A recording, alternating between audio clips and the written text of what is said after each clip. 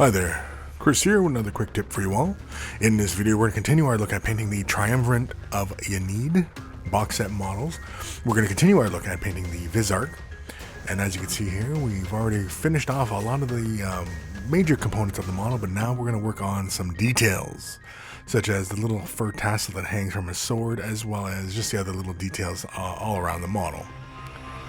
To get us started, we're going to use some Temple Guard Blue, and this is to finish off the sash that hangs from his belt, as that wasn't done when he was initially painting the sash that hangs between the legs.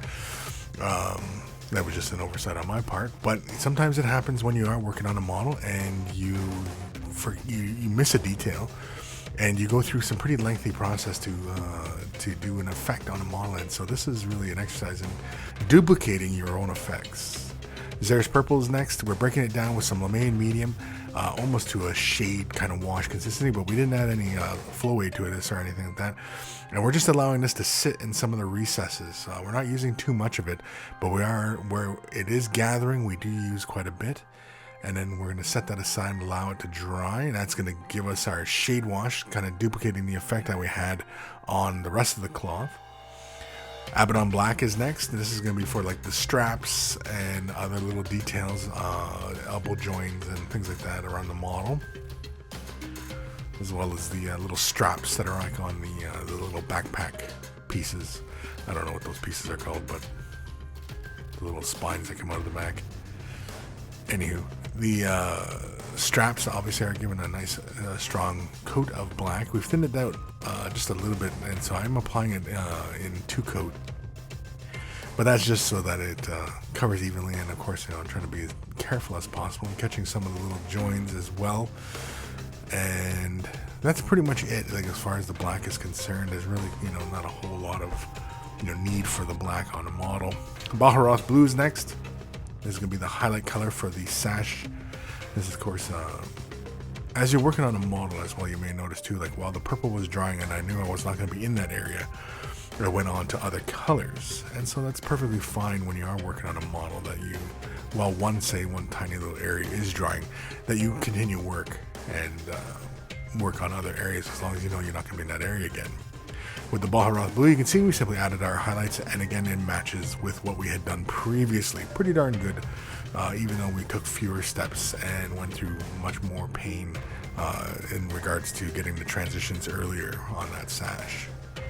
Eshin Gray is next, and this is just to highlight obviously the black straps and any of the little black details, except for the little straps that are on the backpack pieces there. Those will be treated differently later on. But again, like the elbow joint, you can see some very tiny little highlights added here and there. It's really not that noticeable. You're not going to see it unless you're really looking for it. Dawnstone, again, really fine highlight. Again, you're not going to really notice it unless you're looking for it. The model itself, done by Games Workshop, it has the highlights on both ends of the cloth or the straps, and I simply just did one. If you want to edge highlight both edges, feel free, although because I have kind of a zenithal thing going on with the model, I just did the top portions. Liberator Gold is next, and this is for the little clasps that are on the straps, as well as that knife that's hanging out from his belt. We forgot all about that knife when we did the sword handle, which could have been done at the same time. If you're really kind of planning ahead and really careful of such things, you will notice these things as you have the color out, and you simply more effective use of your time kind of thing. Also doing the little spike on top of his helmet there, as well as the handle on that's hanging from his belt. And of course the little clasps and everything get done as well. Seraphim Sepia is next, and this is to shade those gold areas, using the Seraphim Sepia because I didn't go in with, like, say, Guyana Gold or even Alric Armor Gold. Basically I'm just going in with just this and the Seraphim Sepia just to get my deeper tones. Again, you can see it almost looks like there's a layer of Guyana Gold under that with the sepia. It works with the little really small details like this. I really don't know if you could pull it off with larger portions, but who knows. Averland Sunset's next, and this is for the little tassel of hair that is hanging from his sword.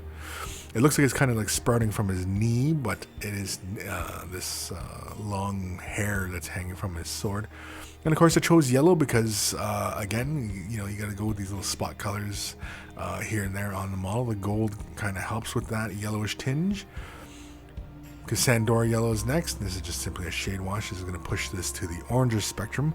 But again, once we get into the highlights, it'll push that back into the yellow again. But I just simply wanted a nice, rich, warm feeling to the yellow, which Casandora Yellow gives us, rather than going with, like, say, Egg or Shade or something like along those lines.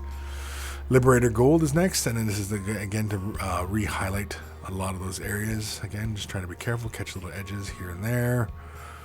Again, just trying to be very careful, catching just the corner of the helmet, or the spike on the helmet, just the end of the knife blade. As the clasps, I didn't even touch the clasps. I left the clasps all on their own. BaneBlade Brown is next, and this is for the little straps you see on a lot of the little areas, like the straps that the gemstones are hanging from. I'd consider doing them, say, not BaneBlade Brown, Shabti Bone, which would have been a little bit brighter, but I wanted something a little bit more neutral. I didn't really want anything that was going to, clash too much with the purple, the brightness of that purple and that metallic feeling. I wanted something fairly neutral, and BaneBlade Brown is this really kind of light, neutral color. Not quite like a gray or anything like that, but a gray would have been really boring. And so I wanted something just with a little bit of warmth again. Just a hint of complement to the coolness that is, all over this model. Given the blues and purples, it gives a very cold kind of feeling. And so you have these complementary spots of gold that give a bit of warmth, as well as the green, yellow-green of the sword. And of course the yellow of that hair tassel or whatever it is. Averland Sunset's again coming up, and again this is just to reestablish the highlights, as well as push back some of that shade wash as well in some areas. And I'm concentrating more of the color along the ends of the tassel, allowing more of that orange to remain up closer to the blade hilt.